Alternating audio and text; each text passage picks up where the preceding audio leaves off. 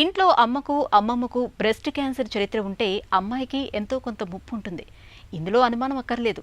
ఇక కుటుంబంలో breast cancer చరిత్రే లేకపోతే రొమ్ము క్యాన్సర్ గురించిన చింతే అక్కర్లేదని, నిశ్చింతగా నిబ్బరంగా ఉండొచ్చని అనుకుంటారు మనలో చాలామంది. నిజానికి కుటుంబంలో బ్రెస్ట్ క్యాన్సర్ చరిత్ర లేకపోయినా ఈ తరం మహిళలకు రొమ్ము క్యాన్సర్ వచ్చే ముప్పు ఎప్పుడూ ఉంటుందని చెబుతారు డాక్టర్లు. ఇంట్లో వాళ్ళకి రొమ్ము క్యాన్సర్ చరిత్ర లేకపోతే నిబ్బరంగా ధైర్యంగా ఉండొచ్చన్న నమ్మకం ఎందుకు సరికాదో ఇప్పుడు తెలుసుకుందాం. బ్రెస్ట్ క్యాన్సర్ అనేదండి మనకి ఫ్యామిలీ హిస్టరీ ఉన్న వాళ్ళకి కంపారేటివ్గా నార్మల్గా పీపుల్గా పోల్చుకుంటే వాళ్ళలో ఎక్కువ వస్తుంది. ఎన్ని రెట్లు ఎక్కువ వస్తుందంటే కనీసం 4 to 5 times రిస్క్ అంటారు, రిలేటివ్ రిస్క్ అంటారు దాన్ని. సో ఫ్యామిలీ మెంబర్స్లో బ్రెస్ట్ క్యాన్సర్ ఉన్న వాళ్ళకి 4 to 5 times ఆఫ్ రిస్క్ ఎక్కువ ఉంటుంది నార్మల్ పీపుల్లో.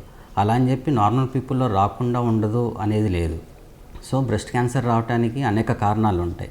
సో నార్మల్ పీపుల్లో కూడా బ్రెస్ట్ క్యాన్సర్ వచ్చే ఛాన్సెస్ అధికంగా ఉంది.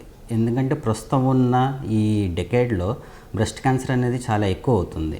సో ఇప్పుడు మన ఇండియాలో ప్రతి 3-4 నిమిషాలకి ఒక ఆడవాళ్ళు ఒక బ్రెస్ట్ క్యాన్సర్తో డయాగ్నోజ్ అవుతున్నారు. అలా అని ప్రతి 13 నిమిషాలకి ఒక బ్రెస్ట్ క్యాన్సర్ పేషెంట్ మరణిస్తున్నారు మన ఇండియాలో. అంత సివియర్గా ఉంది బ్రెస్ట్ క్యాన్సర్.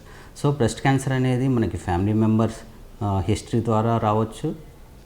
ఒకవేళ ఫ్యామిలీ హిస్టరీ లేకపోయినా సరే ఆ బ్రెస్ట్ క్యాన్సర్ వచ్చే ఛాన్సెస్ చాలా ఎక్కువ ఉన్నాయి ఇప్పుడు.